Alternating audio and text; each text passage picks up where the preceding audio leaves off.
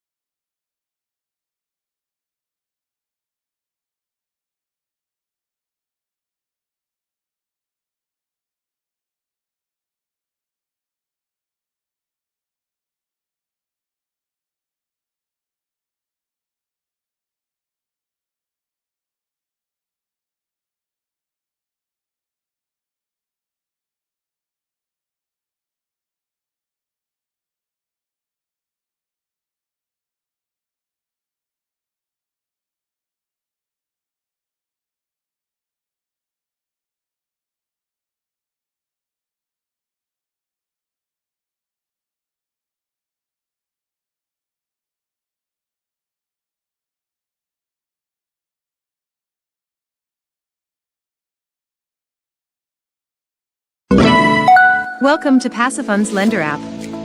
Let's get started and make the most of your lending experience on our platform. First, open your web browser and go to passifund.com. On the Passifund homepage, click on Be a Partner Lender. You'll then be redirected to the Lender app page where you can see information about the Passifund Lender app. You can click See Loan Applications and you will see the list of all loan applications posted in the platform. But if it's your first time and you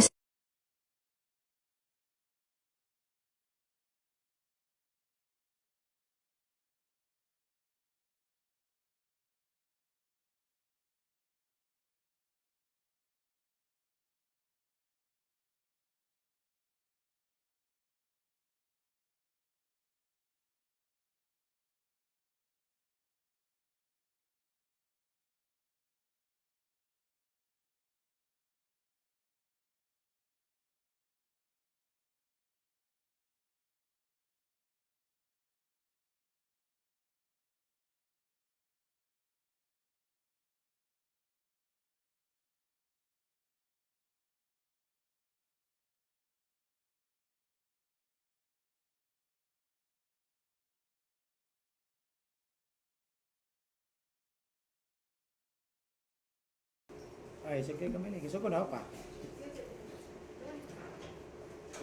Hi, good morning.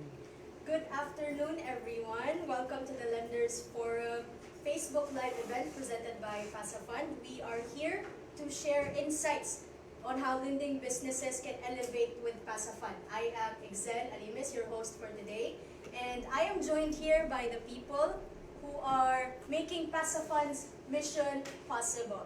We have here Attorney Giovanni Hill, Chief Executive Officer. We have Mr. Arnly Vizcaino, Chief Technology Officer, and Ms. Genevieve Hiralia, Marketing Director of Passifund. Now, to begin, we will be asking questions and they are here para matubag sa atong mga pautanan na. Sa mga pautanan na to, sa Passifund, sa gamit nila, sa may mga other questions that we have to get to know Passifund even better. Now, we are starting with Attorney Hill. My question is, para sa mga wala kailaw, wala kaibaw sa Passifund, can you share with us what exactly Passifund is? Yes. Good afternoon, no, audience. Good afternoon sa atong mga lenders.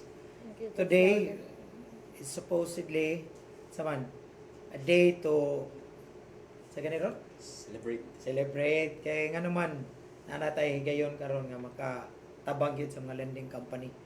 Kay we understand nga lisod man ang kahimtang karon. There are so many lending companies nga nag-struggle sa kinabuhi. But then kung di ta matagag support, it's really hard. Mo nang kita sa Pasapan, it's like we're creating a platform para magamit sa tanan. No, I'll be presenting a slide para mas ma-appreciate na to kung unsa gyud ang Pasapan. So Pasapan is actually an online lending marketplace.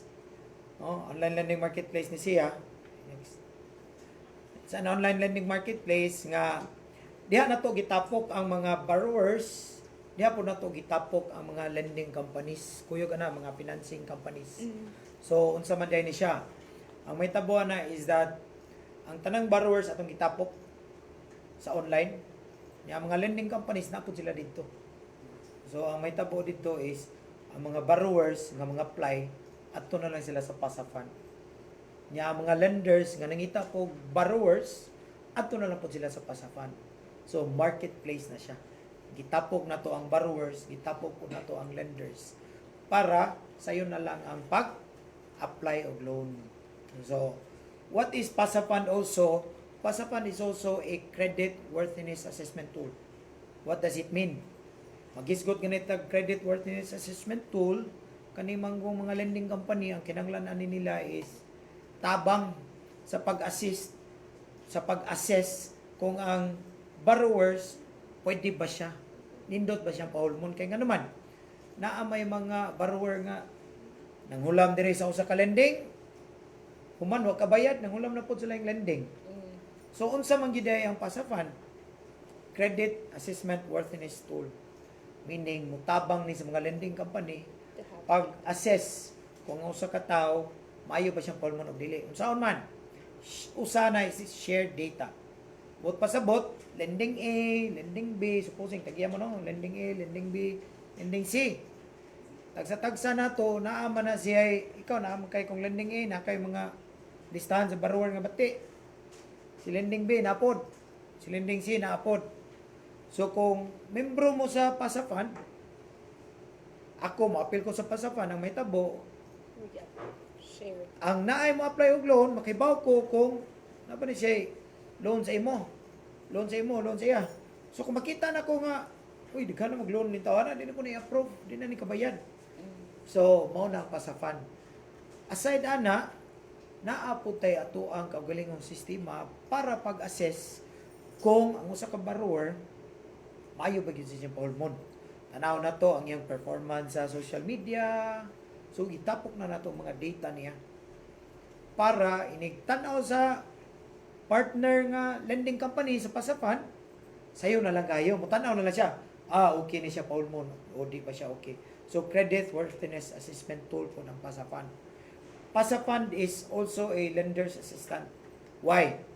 It will help, diba, traditional, kung namoy lending company, ang may tabo is that ang lending A, mag-market siya. To siya, mga parking lot, bilhin siya itong mga flyers niya, o dagan, nga na. At to sa merkado, mga tag-flyers. Ang Pasapan, marketing assistant po na. It will do the marketing for its partner, subscriber, lender. So meaning, mag-market na tanan. So makita na, wala na hago. Instead, maggasto kag tao dito nga mag-market, dili na lang. Ang buhaton is, ana na siya sa Pasapan, mangita og borrower. Di ba? Know your customer. So, dili na ka magtagbog, check kung angan sa ID o ngan sa nang-apply priya ba. Automatic na sa Pasapan. I-verify na nato sa Pasapan. Save na ka sa imong kahago. So, puilain is that dapat na siya tier nga legal assistant. Pwede ka mo appeal dito. Kuha mo kag binuan nga abogado, konsultaw nimo, gastom na. Pero sa Pasapan, pwede ka mo-subscribe na. Additional subscription nimo nga. Uy, kanang pwede membro mo ko ninyo, pwede ko mo kuha og legal service. Pwede po na siya sa Pasapan. So, na kay mga patabang, sa pagkonsulta, pwede na po na sa Pasapan. So, Pasapan, no, it's a marketplace, it's a credit worthiness assessment tool, and also your legal assistant. So, in Pasapan, our mission is to make financial service accessible. So, inga na siya, marketplace, tapok na to tanan, para mas accessible ang